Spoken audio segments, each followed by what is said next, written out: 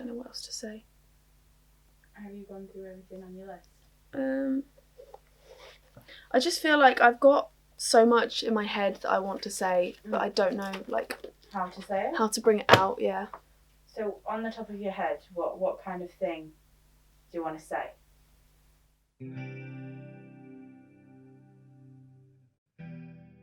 Everyone assumes that an eating disorder is just anorexia or bulimia, but there's precursory behaviour to that, and that's what I believe disordered eating is. It's a condition that affects 1.25 million people in the UK, and yet it's so rarely spoken about.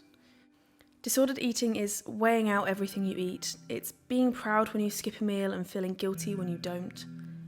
Ultimately, it's an addiction, whether you binge or purge or fit somewhere between. I want to learn more about disordered eating. What causes it? What are the long-term physical and mental effects?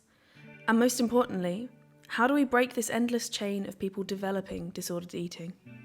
To get anywhere close to an answer, we need to go back to the beginning.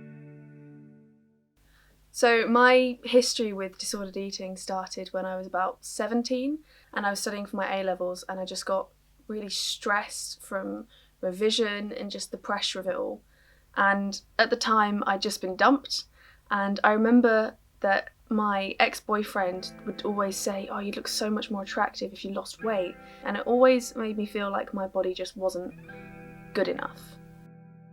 For a very long time I saw food as just numbers. When I was younger, there was this obsession with being able to limit those numbers. I actually think that it came from packaging, I think. I don't know if you remember those ads on TV that were like 100 calorie snacks, 2 a day max. Those ads, that jingle was like a thing that me and my brother used to like take the mick out of, but like it was so stuck in our heads all the time. I've had issues with both restriction and binging. It was mostly related to stress and a lot of the time exams.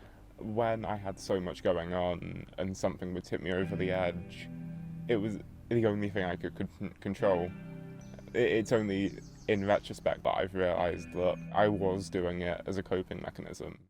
When you look at other addictions, a lot of times it's about giving up something or not using something. But food, we need food to live, exist. And when you have a detrimental relationship with it, what do? There's a real contrast with disordered eating because your brain tells you one thing. It tells you food is bad. It tells you you shouldn't eat this, you can't do that, you don't look attractive enough, you're not skinny enough. But then your body is just, it's dying for nutrients, it's craving them, it's telling you it is hungry, and you just don't listen to it.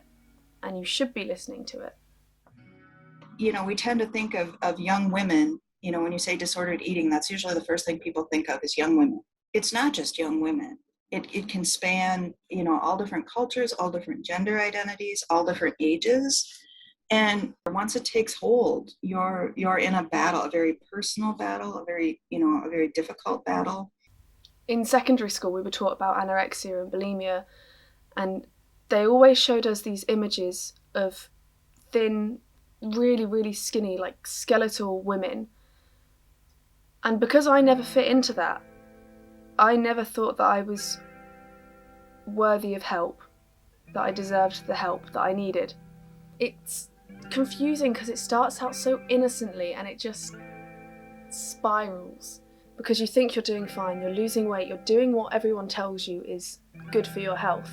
So I just fell deeper into this pit where I didn't know that there was something wrong with me, but there was. And I didn't know how to address it.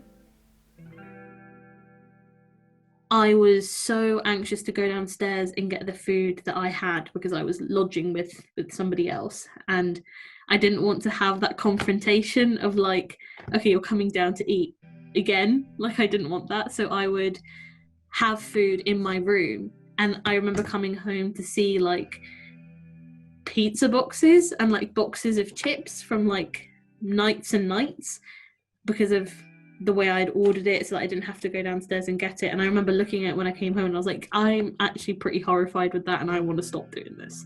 I think that was the image that's kind of in my mind.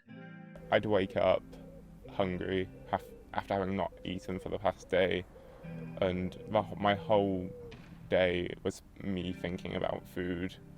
I'd go 3 or 4 days without eating at some points. Once I started using unhealthy eating as a coping mechanism, it became a coping mechanism for a lot of my other problems as well. If I was feeling anxious, I might overeat or undereat, but now I know that I can pick up my guitar, and while it's not fixing the problems, it is taking my mind off it. It's giving me something to do that isn't an unhealthy coping mechanism.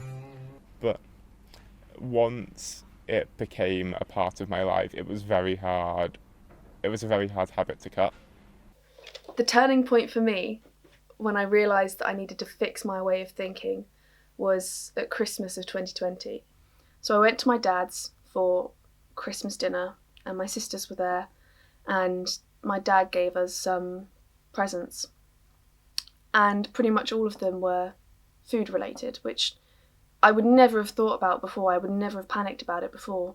But this year it made me panic a bit. He knew that I loved chocolate orange, and so he got me 2 lots of it. And when I unwrapped it, I knew immediately, without having to look at the nutritional label or anything, exactly how many calories were in a slice, exactly how many calories made up the entire thing.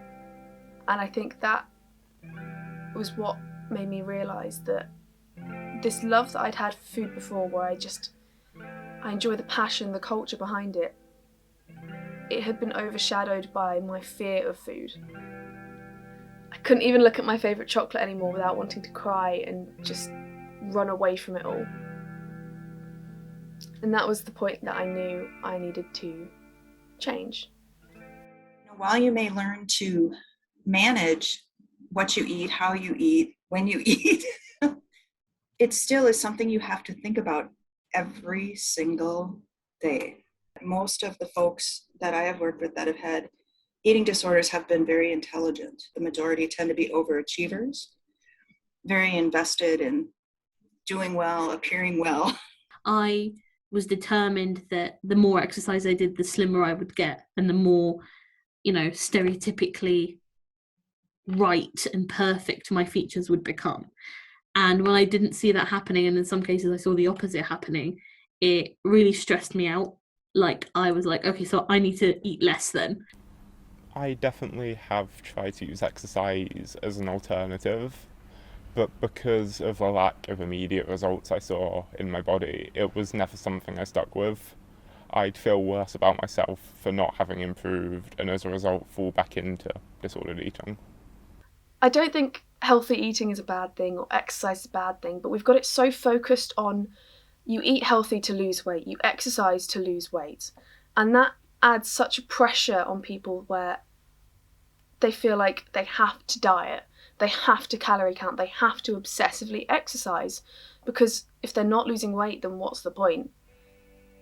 There needs to be a shift in the conversation where we change it from exercising for weight loss to exercising because it's cathartic, it's good for your mental health, it's a stress reliever. It's about the importance of who the person is rather than just how they look. And I think we're seeing more of it with some of the diversity in advertising, some of the positive body imaging messaging. As I think about the things that we see, they're usually targeted at women. And it's important, I think, across the whole identity spectrum that we're just saying, you are who you are. I never really realised that it was unhealthy or disordered.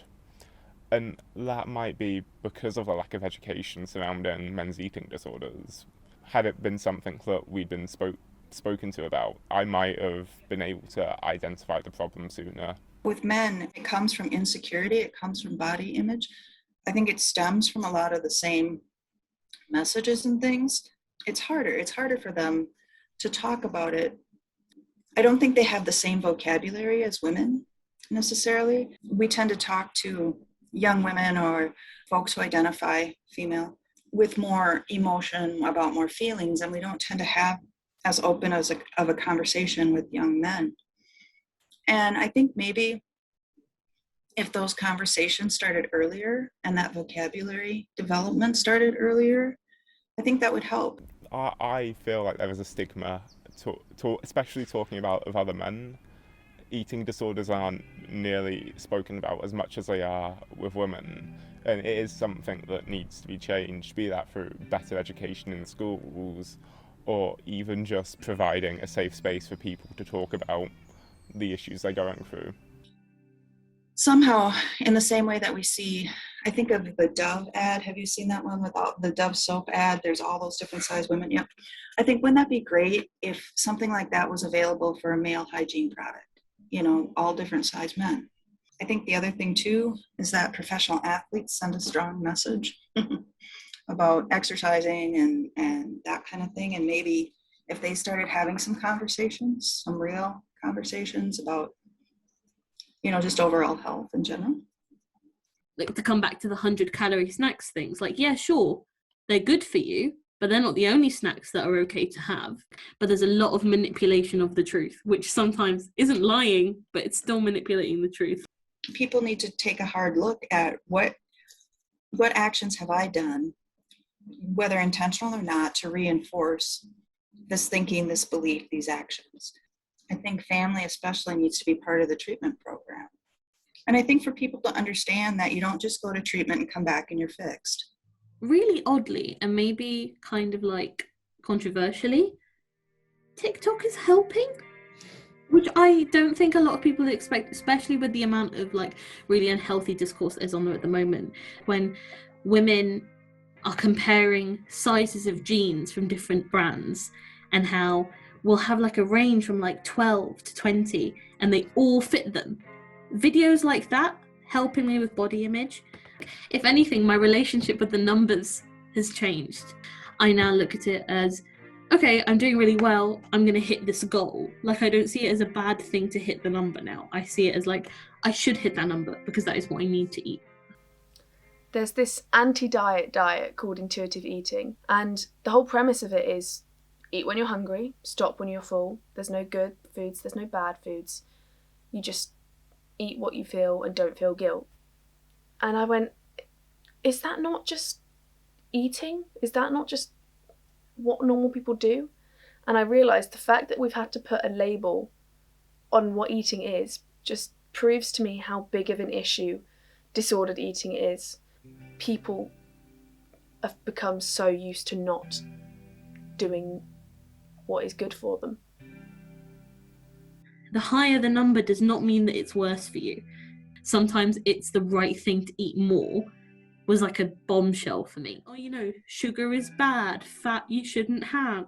That's a lie. We need both of those things. And I think a lot of the reasons I believe those things was because of those ideas perpetuated in my childhood. So I think the chain is at a place where it can break now.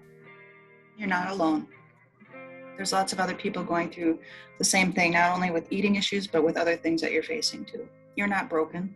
This is part of developing. When I talk to people, I often say, tell me about your strengths. What's strong with you? And say, what if you put as much energy, thought, time, activity into growing one of those other areas? What do you think would happen? Am I doing what's best for me as a whole person? I wasn't respecting my body. I wasn't listening to what I need. Rather than see health as weight loss, it needs to be what's good for me mentally and physically.